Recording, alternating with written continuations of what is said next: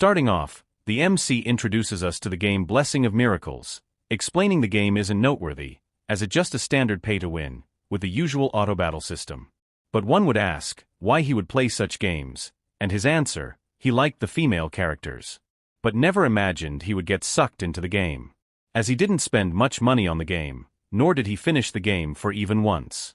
Worst part about being sucked into the game, he ended up as a background extra, a character that wasn't even meant to appear in the game.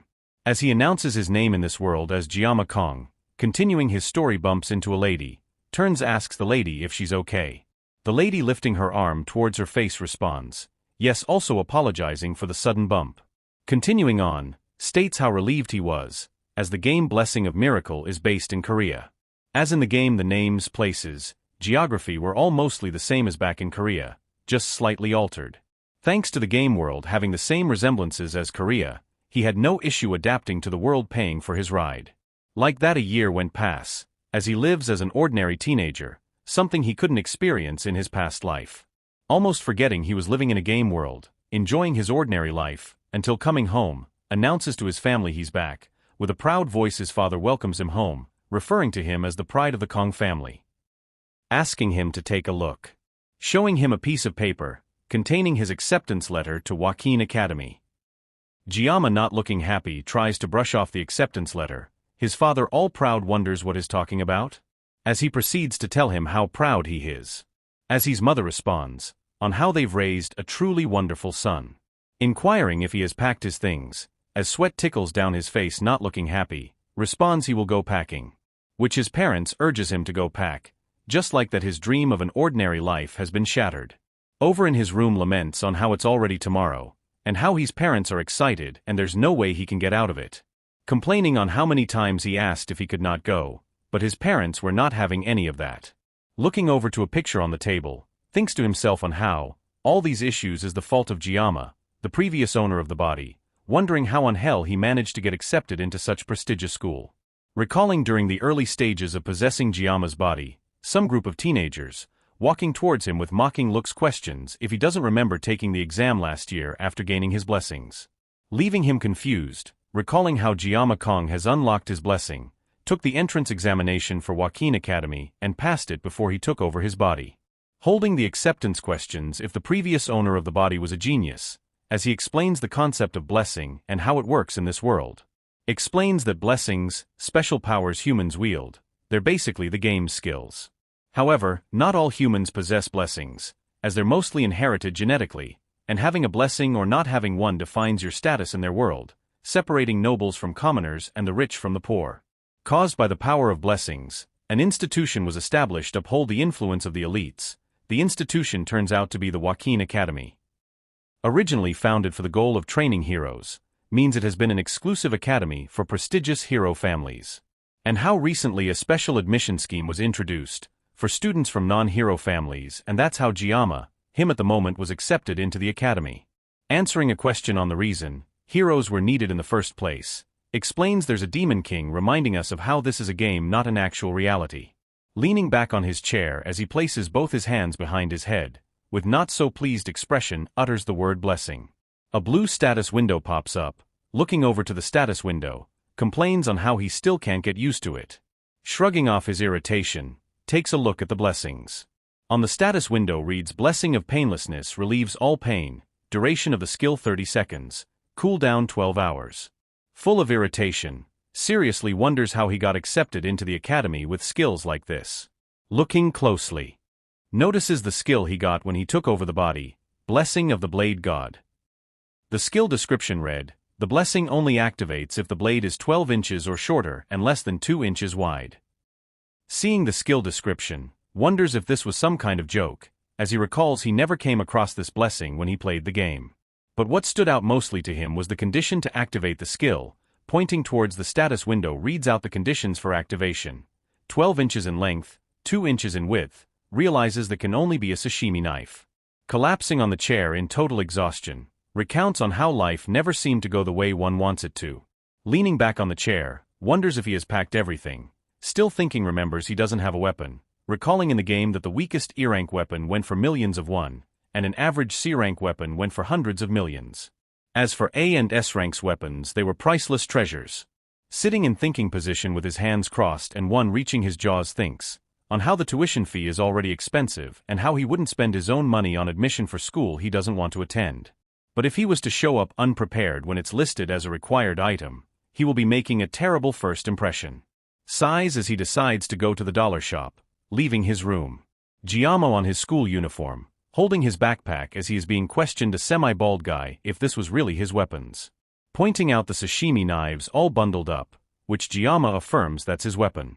Leaving the man speechless, turns out to be admission day, weapon inspection. Looking disgusted looks down towards the weapons, thinks that each year they deal with children from elite families, who thinks it's funny to pull pranks, contemplating how essential it is to instill discipline from the beginning. Hits the table with rage, questions if he takes the academy for joke, showing up with sashimi knives for the class placement exam? Unbelievable. With blank face retorts on how the sashimi knives are his weapons. Responding, Geomma informs him on how he's a special entrant from an ordinary family and how the tuition alone is expensive, and asking his parents for an expensive weapon would make him a terrible son. Hearing that, the man looks closer, spotting the nameplate color on his shirt, admits it's true on how the school tuition is quite expensive for ordinary families. Him as an instructor lets his own prejudice leads him to scold a boy who's being a thoughtful son. Geomma, adding to his words, informs the instructor he believes only the weak blames their tools. Hearing that, the instructor, projecting the image of Geomma in his head as he towers above him, comments on how those words carries the weight of experience of someone who's reached the pinnacle of their field. Almost crying with eyes as someone who has met Ronaldo, comments on how he's GOAT. Calling out his name informs him that he has acknowledged his weapons. Geomma thanks him as he puts his weapons back. Other entrants, overhearing the conversation, mocks him, as they wonder how a lowly thing as him got into the school, while others comments on how he stinks. Hearing that, the instructor with all his might shouts at them to proceed quietly once their inspection is done, leaving Geomma speechless on how loud he is. Geomma, sitting down, comments on how he saw the mockery coming, but experiencing it in person feels dreadful. Shrugging it off, praises himself on how he successfully made it past the inspection and skipped the entrance ceremony. All that is left is the class placement exam. Placing his hands over his mouth, speaks on how he never thought he'd come here. Joaquin Academy, the school he will be attending for the next 3 years, seeing it in person seems different from viewing it through a phone screen. Still sitting down, an announcement was made informing the new students to assemble at the training grounds by 1 p.m., as the class placement examination will be held soon. Ravaging his bag, speaks to himself on how he may have skipped the entrance ceremony, but the class placement exam is important. Decides to try out his new weapon beforehand. Drawing out the knife from its sheath, decides to test it out by cutting a leaf. Drawing out the knife fully, the knife got coated with a blue aura. As lightning exudes from it, status window informs him that the weapon condition has been met, activating the blessing of the blade god. A red status window pops up informing him that his body grade is too low, his weapon grade is low. Geomma, seeing all this, was shocked, seemingly paralyzed. As the status window applies limitation to synchronize with the user, Geomma, still in shock, laments on how he just unsheathes his knife and the skill just activated by itself, still thinking about what just happened. The skill synchronization completes, as the status window informs him, "May the blessing of God be with you." Geomma, holding the sashimi knife, screams out in pain, as he struggles to say he's going to die. With a bright flash, the fabric of space was torn, bringing him to another space covered in red lines. Seeing all this, mutters, "What the hell?" Letting go of his weapon, the fabric of space torn earlier repairs itself, throwing him back to reality. Returning back to reality, his head throbs, questioning what was that with the blessing of the blade god, as the whole world seems to be torn apart. And the pain from using the blessing is so intense that the blessing of painlessness left him with mild muscle aches. Looking at his trembling hands, laments how useless the skill is, if it's like this every time it's activated. Looking at his sashimi knife on the floor, as the speaker announces all students should gather at the training grounds immediately. Sweat tickles down his face, contemplating if he should pick the knife up, as he can't just leave the knife lying around. Consoling himself on how it hurt him, probably because it's his first time activating the skill, bends down to pick the knife, trembling all over. Gripping the knife, screams out in pain, causing others to look at him as he's being electrocuted. Over at the training grounds, as everywhere buzzes with new entrant students, 3 men discuss on how they've spent fortunes for their sons to get admitted into the academy. One of them, looking over at someone, informs the rest to see who's here: the Blade Emperor. Introducing the Blade Emperor, Siegfried von Nibelung, a 7-star hero, the descendant of Aron Nibelung, whom was a prized disciple of the founding hero, Valor Jogkin. Before finishing his introduction, was interrupted by one of the men suggesting they return back to their seat, which they all agree to. Blade Emperor, sighing, looks over to his side, a lady with 2 healthy bazookas, a 7-star hero Medea Poison. Talking to the Blade Emperor on how it's been over half a century since they last met. Closing his eyes, calls her name, letting her know how her attire is inappropriate for someone that calls herself the Academy Director. Throwing a jab at her, on how her 70 years of age weren't spent wisely, responding to him, tells him not to blame a woman for wanting to stay beautiful until the day she dies. Letting him know with a word from him, she can use her blessing to make him look 10 years younger. Siegfried responds on a value of a woman is known from character, but at 70 she's still immature. Medea with a mocking giggle mocks him on how he hasn't changed a bit since 50 years, changing to a loving lady with eyes filled with love and a bit of smirk of her lips as she comments on how she never thought he would show up. As he has been used to hating people being near him like the elite snobs, leaning her head on her knee comments on how he really cares about his granddaughter, Siegfried could not help but remain silent, as it's about to begin. Inside the training field as the new entrance makes acquaintance, Geomma stands in the midst of them lamenting on how he's the only one with black hair, comments on how anyone can tell he doesn't belong here. A path was made amongst the student as a silhouette walks through causing murmuring amongst other entrants. We see a girl with a blue hair making her way across the training grounds with a bright dazzling aura, drawing the attention of other students as they look at her in awe. In the eyes of everyone she was the Blade Emperor's granddaughter Abel von Nibelung, but in the eyes of Geomma she's the main heroine of the game, the very main reason he spent money on the game. Getting introduced to what they called a subspace, a different plane of existence where the exams are being held created by Vlor Joaquin, alongside the Academy. If one should sustain an injury inside the subspace, all injuries will be healed upon coming out in reality. And for that reason while in the subspace, the act of murder are being overlooked. Siegfried wonders a subspace battle royale, which Medea confirms, as she explains on how the subspace battles have been a long-standing tradition at the Academy, but this year it's different as she has turned it into a battle royale format. And rankings are based on who survives the longest, with no weapon restrictions, making Siegfried point out on how it's basically a survival game. And how it largely favors the nobles, Medea responding like it or not the Academy's funding largely comes from the nobles and how difficult it was to get the special admission scheme approved. Over the training grounds, Abel moving forward other students stares at her with loving eyes. Geomma narrates on how he thought her beauty was only possible in 2D but he was wrong, with a smile looks at his fellow student thinking of them as poor kids as they try to get her attention. But also admitting to himself he'd been doing the same if he hadn't played the game, as Abel von Nibelung is destined to be the protagonist lover. Turning his back and leaving comments on how he's a special entrant making her even more out his league, he should stay clear of her and keep a low profile. Holding the Academy Career Guide, lists peace, order, safety as the guiding principles he has set for his future, as he will get through his studies in order, land a peaceful job, and live a safe life. As for being a hero, that aren't happening, recalling the incident that had happened earlier as his body can barely hold a sashimi knife. Closing the book with a smile comment on how he will leave the world safety to them as he wonders what easy job there are. Still in his thought a glowing orb announces it will now explain the rules for the class placement exam. Continuing with the announcement, informs the candidate that the year's exam will be held in a battle royal format. Amongst the 10 randomly grouped students the highest score will be given the rank star, while second and third will be given dragons, 4th to 7th wolves, 8th to 10th ordinaries.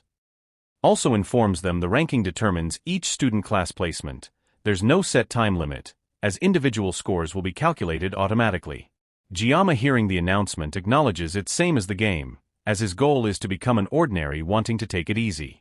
As the exam commences, activating the subspace generator, plunging the students into a pixelated world. Students after fighting were seen injured, as the first and second ranks are being called.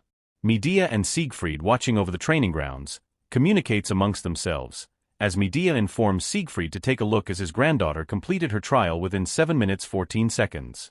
While only using a C-rank weapon, which Siegfried admits she wanted to take the exam fairly, Medea couldn't help but praise her although admitting the record is not good as that of Siegfried, but good enough to place her among the top 10 in the Academy's history. Hearing all that Siegfried couldn't help but smile admitting it's a normal result for a child of the Nibelung bloodline.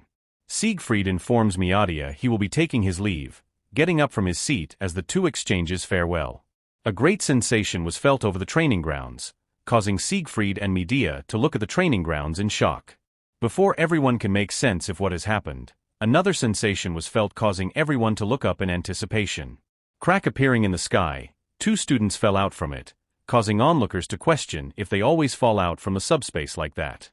Siegfried, noticing a bright light at the sky, looks at it as a sashimi knife fell towards the ground. Going back to what happened earlier, we see a student grabbing a fellow student by the throat, jamming him to the nearby wall, causing an explosion. As Geomma narrates on how unlucky he was, as he ended up being grouped with the wicked twins hailing from the Iron King family. As they mercilessly beat up their fellow candidates, Geomma, seeing all these filled with anger, questions if they were neglecting him because he looks weak. The brothers, finishing up their fellow candidates, decides to come for the remaining girl, trembling in fear. One of the brothers, approaching her laughing maniacally, Geomma calls out them, letting them know this might be a subspace but they've no right to take things this far, admitting to himself he's totally screwed for jumping in without thinking. Catching the 2 brothers' attention as they look over to him, notices his nameplate tags him a lowborn. One of the brothers steps up to handle him. Geomma contemplates using the blessing of painlessness, but drops it as 30 seconds won't change a thing. Thinking of what else to do, spots his bag glowing as a result of the reflection caused by the sashimi knives, but recalling the pain he went through earlier on holding the knife earlier, thinks twice about the activation of the blessing of the blade god. Lamenting on how it hasn't been a day, he committed himself to the motto, peace, order, safety. But the situation gives him no choice but to pick up the sashimi knife. As the brothers looks on in anticipation, one of them, crouching down, leaps into the air, informing Geomma he will start by crunching his head first. Geomma readies himself for the clash, activating the blessing of painlessness, plans to use it to block out the pain if the blessing of the blade god. Getting close to hit Geomma, with a slash his arm was cut off, as Geomma eyes blazes, dropping to the floor as Geomma looks at him as someone who's just defeated an unbeaten boss. Guess bro is aura farming. Others looks on with faces of shock, holding his arm, tears falling from his eyes, screams as he runs away. Screaming for his brother to help him, his brother, stunned, couldn't react as his brother's head is being severed. Sweat tickling down his face, looks down to see his brother's severed head. Gritting his teeth, forces himself to calm down as this is a subspace, that his brother isn't actually dead. But wonders who Geomma is, as he stands facing backwards near to the body he beheaded. Analyzing, Geomma notices he's heavy breathing, thinking the attack was a stroke of luck as his brother let down his guard. Taking his brother gauntlet, explains the weapons reveal their full potential when used in both arms. Putting on the weapon activates his blessing of vigor, drastically increasing punching power. Readying himself, veins bulging out from his head, goes in for the offense. Geomma, standing backwards holding his sashimi knife, counts down, 7, 6, 5. Trembling, covered in blood as different sashimi knives pierces different places on his body. After Geomma has done a quick work of him, continuing his countdown, 3, 2, 1, on getting to 0, the blessing of painlessness deactivates, bringing back the pain experienced by the blessing of the blade god, as he screams out in pain. Opening his eyes, found himself at the hospital, struggling to stand up. The room door was pushed open, revealing a man on glasses with yellow hair, announcing the student is awake while arranging his glasses. 2 people walking in. Geomma, looking up, sees the 7 Stars heroes, confused on what's happening. Medea, with a cheerful face, asks about his condition, with the look of what possible thing I've done to meet this 2 people, confirms he's fine. Siegfried asks his name, responds his name is Geomma Kong. Siegfried, calling his name, cuts to the reason they came, asking him what he did. Geomma, recalling the states he left the 2 twins at, looks up at Siegfried, as he places his hand on top of his sword. Geomma responds, he felt the twins had crossed the line even if it's within the subspace, also admitting he too went overboard and is ready to accept any punishment without complaint. The 2 locking eyes, Medea, sighing, calls out Siegfried to ease up a little, as he's up against a kid. Medea, sitting close to Geomma holding him, informs that Siegfried might speak like that, but he was the one that unblocked his acupoints. Putting her index finger on her lips, asks him to forgive Siegfried for her sake. Siegfried, looking like a girl that just got her love confessed, speaking to Medea, inquires if they didn't agree earlier not to tell him. As they bicker, Geomma wonders why the Blade Emperor helped him. Medea, interrupting his thought, lets him know they reviewed the incident footage, as the 2 brothers drops out from the academy. Geomma, hearing that, goes into relieved mood as is happy he won't be seeing them around school. Medea also informs him he's the top scorer, congratulating him. Geomma, digesting what she just said, went to panic mood, as his motto of peace, order, safety is on the verge of collapse. Inside a magnificent building, Geomma seriously refutes offers made to him by Siegfried and Medea. Shocking them, Medea tries to explain what it means to get placed in star class. Without hearing the explanation, refuses to get placed in the star class. Moving to another room, Medea inquires from Siegfried if he feels bitter about Geomma being the top scorer instead of his granddaughter. Calling her a fool explains the subspace which embodies the will of the founding hero. Choose Geomma as the top scorer and that's what he will honor. But the issue is the young boy movement seems to possess what he has been chasing his entire life, mastery of the blade. As he couldn't shake the feeling that his body bore something it was never meant to possess. Geomma, hands in pockets, looks at the symbol of the wolf class, as the only class the director agreed to give him as a compromise to not joining the star class. Entering inside the classroom, all eyes were drawn to him. Spotting his nameplate, laughs at him. Walking towards a seat, sitting down, admits the director kept his secret of being the top scorer, as introverts are not meant to be in the spotlight. Looking at his side spots, the girl he helped inside the subspace, she fidgeting, blushing a little, thanks Geomma for helping her during the test. Geomma with a smile informs her anyone would have done the same, which the girl refutes, thinking internally as he labels himself an hypocrite because he wasn't actually saving the girl but protecting himself. Getting back to his senses, introduces himself as Geomma Kong, introduces herself as Chloe. Geomma, trying to remember who she is from the game but couldn't, concludes she must have been a background extra just like him. With a cheerful face, asks to keep what happened at the subspace a secret, which she agrees to. Before they could speak further, the instructor enters the class instructing the students to get seated, startling Chloe, as they decides to speak later. Putting down his book, congratulates the student for joining the academy, introducing himself as Wonbin Lee, their class instructor. With a big smile informs since it's the first day, they'll be starting with a light physical training session, and they got half an hour to get changed and gather at the training grounds. One of the students, raising his arm, asks the instructor what they will be doing during the training session. Answering his questions, informs the student they'll be performing 100 push-ups, 100 sit-ups, 100 squats, with 10 laps around the training grounds. Hearing all the instructor has to say, students left the classroom to get prepared for the training, making Geomma wonder if he's trying to get everyone bald as him. Over to the training grounds, everyone completing their various laps, Geomma barely keeping up, wonders if he's going to die. Chloe, catching up to him, comment is not looking good, if is alright. Geomma with a tired smile, sweat tickling down his face, responds he's fine, prompting Chloe to ask how many laps he has done. Responds he has completed 5 laps, noticing she came up from behind, asks her how many she has completed, which she responds she's on her 9th lap, catching Geomma off guard, as he may be probably thinking about his life.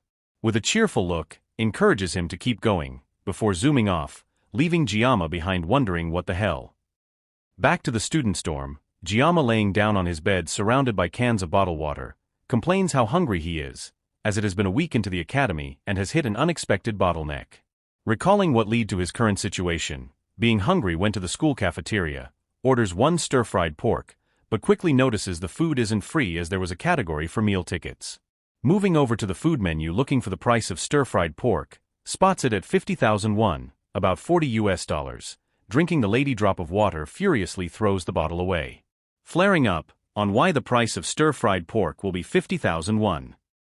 As those price don't make any sense and pretty outrageous too. Almost crying, blames himself for not taking the pocket money offered to him by his parents, as he almost out of money, surviving by the cheapest water being sold at the campus mart. Laying back on the bed, wishes there was a blessing to make hunger disappear. Status window popping up informs him his body grade has increased from 1 to 2, and the restrictions on his blade has lessened due to his improved body. Smiling, acknowledges he had made some progress, showing off his shredded body, attributing it as the result of the Blade Emperor unblocking his acupoints, as it seems he has evolved completely into a new body. Looking at his sashimi knives comments during the admission day, the thought of holding a knife terrified him, but now he feels uneasy not holding one, wondering if it's a side effect of the blessing. Hearing a knock on the door, opens the door to see Chloe, blushing, asks for his forgiveness for disturbing him while he's resting. Geomma with a smile lets her know she wasn't disturbing as he was just lying on his bed, asking her what brings her to his room. Chloe, barely looking up at him, answers she hasn't seen him in the canteen all week, making her worried he might be unwell. Geomma with a bitter smile responds he doesn't really like food made by others. Oh, bro doesn't want the ladies know he can't afford food in the canteen. Some of us can relate to that in some way. Hearing that, looking downwards, mutters to Geomma if it's all right with him for them to grab some ingredients at the campus mart and cook dinner. Before she can finish, Geomma is already dressed, preparing to head out, promoting Chloe to ask where he's going. Which he responds if she wasn't asking to have dinner together. Walking forward informs her to leave the cooking to him, as Chloe struggles to catch up to him. Can't blame him, he's hungry. Getting to her dorm, asks for the permission to check her fridge. Seeing a lot of fish, Chloe clarifies she grew up by the seaside. As Geomma exclaims fish are his specialty, as he has been itching to use a knife. But the problem is the blessing of the blade god. As he holds a knife, the blessing activates. Requests for something longer, as Chloe offers her sword, making Geomma decides to use the knife. Putting down the fish, decides to cut the finish within 30 seconds. Grabbing a knife activates the blessing of the painlessness. Being done with the fish in 21 seconds, prompting Chloe to ask why he's so good at cooking, responds he used to work part-time at a Japanese restaurant. Devouring the food, Geomma all proud questions if she liked the food. Chloe with looks of satisfaction nods her head, deciding to do the dishes since he handled the cooking. Chloe doing the dishes, as Geomma looks out the window with satisfaction, commenting he's never been happier. Still gazing out the window, something fell, prompting Geomma to look back, spotting a diary. One of the pages reads, "Someone helped me during today's class placement exam. I'll make sure to repay him." Picking up the book with a smile, decides to put the book back, as this is normal for girls her age, mistakenly flipping to the next page, reading as she wrote the person who helped turns out to be in her class, as her heart raced that she couldn't say a word. Geomma with a smile comments how adorable her diary is. With a mischievous smile decides to pry more, flipping to the next page sees 2 pages filled up with the words "I love you." Hearing something shatter, Geomma closes the book to know what shattered, only to see Chloe staring at, questioning if he saw anything, as the atmosphere becomes tense. We see a bit of Chloe's past, as hero families slay demon to gain glory, some of those whom abuse their power and exploit the weak, growing out of bounds of justice. A hero family rose, deciding to take on the mantle of darkness, yet devoted to light, preserving order through the art assassination amongst other hero families exploiting their authority. The family is known as the Auditore de Sicilia, a family Chloe was born into. Those born into the Auditore family are subjected to mental conditioning before they hit adolescence, learning to suppress their emotion and endure grueling training, to become killing machines. We see little Chloe with sword in hand pushed to kill a man tied up. At the age of 15 she took her first life, shivering, as the elders, not caring for her feeling, informs her to embrace the talent as an assassin. Being told this so many times, Chloe simply accepted it, following the path of assassination, casting a dark shadow deep within her heart. Chloe, coming of age to attend the academy, was told never to stand out at the academy. Chloe simply accepted, as there's nothing she could change. That is until she met a certain boy, referring to Geomma during the class placement exam, where she experienced someone drawing a sword to save her, reminding her of a fairy tale she read long ago, hidden beneath her pillow. A story where the prince rescues the princess imprisoned in a castle. Her cheeks flushed with unfamiliar emotion, soft and hazy, blossomed within her. In that moment Chloe thought this feeling must be love. Returning back to the present, Chloe, covered in menacing aura, stares at Geomma, rubbing the back of his head, sweat tickling down his face, wonders where everything went wrong. Is it when he decided to look into her diary, or when he foolishly followed her just for the promise of food? Trying to play it off, thanking her for a great meal, decides to leave. Chloe, removing the gloves, questions him if he saw her diary. Trying to play it off, refutes he didn't, admitting to only seeing a study guide, thinking to himself she's acting like a totally different person. Chloe, not playing, draws out her sword. Geomma, panicking, contemplates jumping through the window but refutes the idea, as every bone in his body will break if he jumps from this height. Looking back as Chloe draws close with her sword, analyzing her lifeless pupils, eyes clouded in murky red, concludes she's Yandra. Panicking severely, looks for ways to survive, as her bloodlust is more intense than that of the 2 brothers he faced during the exam. Cursing the academy as nothing ever works out for him, recalling his blessing of painlessness has 9 seconds left, tries going for the knife he used for cutting the fish, refutes the idea as he will lose an arm by Chloe's long sword. Spotting a box cutter just as Chloe approaches, picks it up, activates the blessing of the blade god, going for a frontal clash with Chloe.